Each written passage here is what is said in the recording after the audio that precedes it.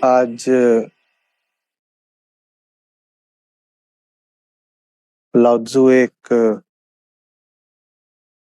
प्रश्न से शुरुआत कर रहे हैं।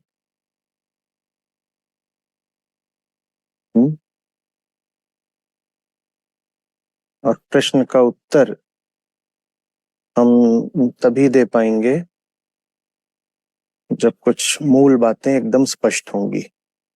प्रश्न है, क्या आप अपने मन को स्थिर रख सकते हैं? क्या आप मन के भटकाव के पार देख सकते हैं? उसके आगे और प्रश्न आते हैं, समय रहे तो और भी प्रश्न ले लेंगे। पहले मन की बात, क्या आप अपने मन को स्थिर रख सकते हैं? तो सबसे पहले कहा आप, फिर कहा मन और फिर कहा स्थिर। आप, मन और स्थिर। इसमें ऐसा लगेगा जैसे विषय वस्तु मन है, जैसे केंद्रीय बात मन है, जैसे मन का भटकना समस्या हो और उस समस्या के बारे में प्रश्न करा गया हो।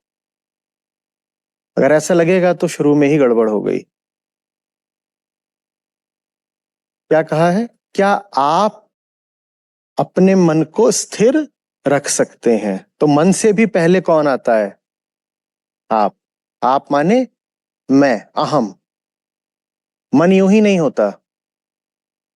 मन सदा किसी का होता है।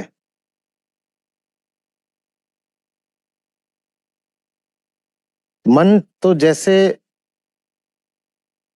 पालतू जानवर है या नौकर है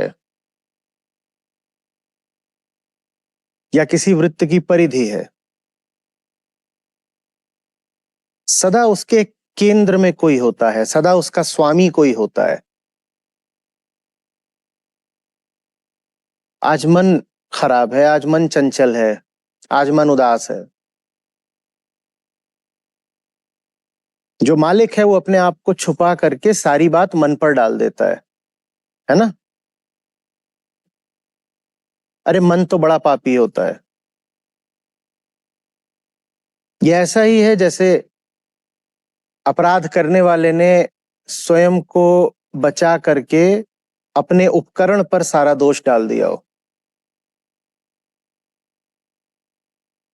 है ना? जैसे बंदूक चलाने वाले हाथ ने अदालत में बंदूक हाजिर कर दी हो कि यही गुनहगार है। मन की क्या परिभाषा है?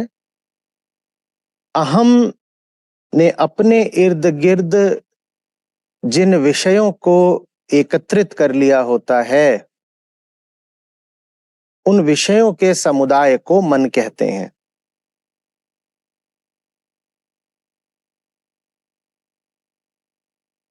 अहम ने अपने इर्द गिर्द जिन भी विषयों से संबंध बैठा लिया होता है, उन विषयों के लिए एक संयुक्त संज्ञा है मन।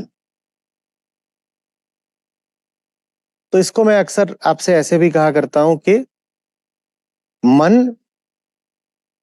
अहम के चारों ओर बसा हुआ मोहल्ला है। अहम केंद्र में है और अहम ने अपने चारों ओर एक बस्ती बसा ली है। उस बस्ती में सब उसके रिश्तेदार रहते हैं, दोस्त यार रहते हैं। जिनसे अहम का लेना देना है वो सब उस बस्ती में रहते हैं, है ना? आप उस बस्ती को देखें तो बस्ती बहुत बड़ी है। ध्यान से नहीं देखेंगे तो बस्ती ही बस्ती दिखाई देगी। बस्ती के बीचों बीच जो बैठा हुआ है वो नहीं दिखाई देगा, क्योंकि वो एक है। वो मात्र एक है जो बस्ती के मध्य में बैठा हुआ है। और बस्ती में उसने कितने बैठा लिए हैं? अनेक। आप यहां तक कह सकते हो अनंत।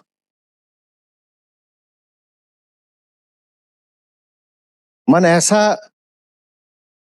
जबरदस्त एक मोहल्ला हो जाता है, ऐसे उसमें अद्भुत गुण आ जाते हैं कई तरह की उसमें अनंतताएं जैसे दिखने लग जाती हैं।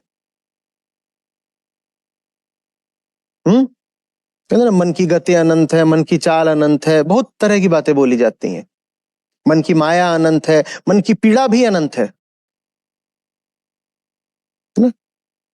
अरे मन की गहराइयों में क्या छुपा हुआ है किसी को नहीं पता, जैसे कि अथाह गहराइयां हो।